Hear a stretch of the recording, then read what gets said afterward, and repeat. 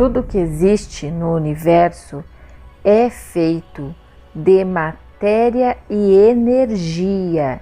A ciência que estuda a matéria e as suas interações é a química. Como já vimos, o universo é composto de matéria e energia.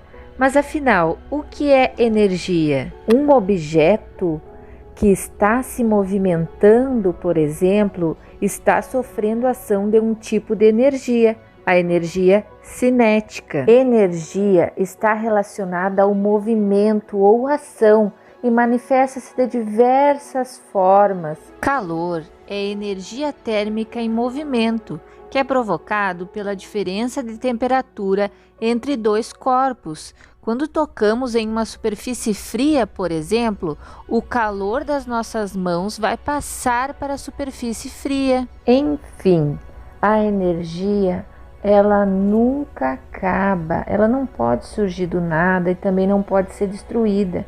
Ela é transformada e se apresenta de diferentes formas. Além de energia, o universo também é composto por matéria. Matéria é tudo aquilo que é sentido, tudo que tem massa e ocupa lugar no espaço, ou seja, tem volume. O planeta Terra e tudo que há nele, a água, a terra, os seres vivos, enfim, tudo que há no planeta Terra é composto de matéria, inclusive o ar.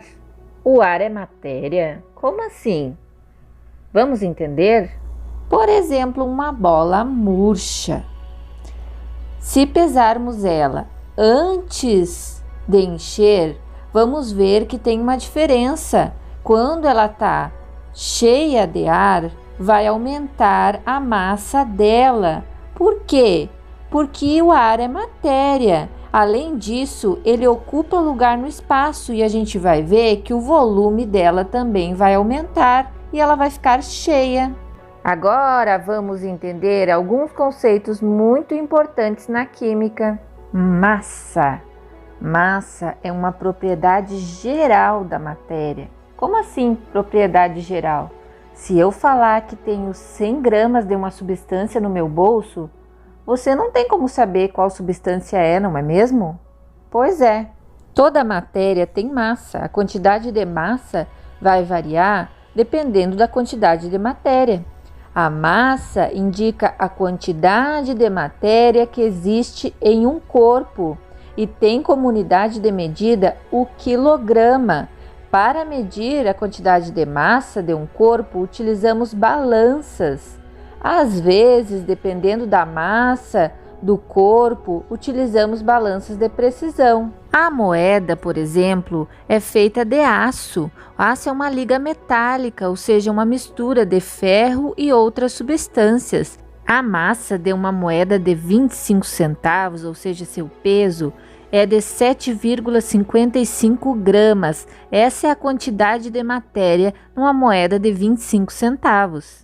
Volume também é uma propriedade geral da matéria.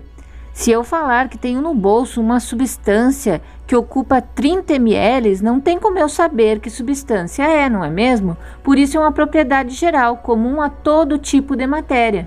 Ela indica a extensão do espaço ocupado por um corpo.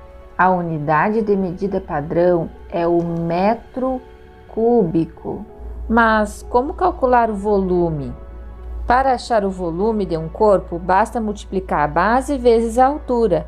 Para calcular o volume de um cubo, por exemplo, a gente precisa multiplicar o comprimento vezes a largura e a altura. Assim encontraremos o volume, o espaço ocupado por aquele corpo. O volume pode ser medido por diferentes aparelhos, como proveta, pipeta, bureta, entre outros aparelhos utilizados nos laboratórios de química, por exemplo. Agora vamos ver um exemplo para que você entenda a diferença entre massa e volume, ok? Bora lá? A massa de uma folha de papel A4, uma folha de ofício, é 4,65 gramas, enquanto que a massa de uma moeda é 7,65 55 gramas, uma moeda de 25 centavos. Então, a massa da moeda é maior do que a massa da folha de ofício, certo? Mas se formos comparar uma folha de papel A4, uma folha de ofício, com uma moeda de 25 centavos em relação ao volume, o volume ocupado pela folha de ofício é bem maior do que da moeda de 25 centavos. Ou seja, o espaço ocupado pela folha é maior do que o espaço ocupado pela moeda. Então, a moeda tem uma massa maior do que a folha, mas a folha tem um volume maior do que ao da moeda. Quando temos uma porção da matéria, uma parte da matéria, dizemos que temos um corpo. Quando a matéria tem uma função específica, dizemos que temos um objeto. Por exemplo, toras de madeira são porções limitadas da matéria, então é um corpo.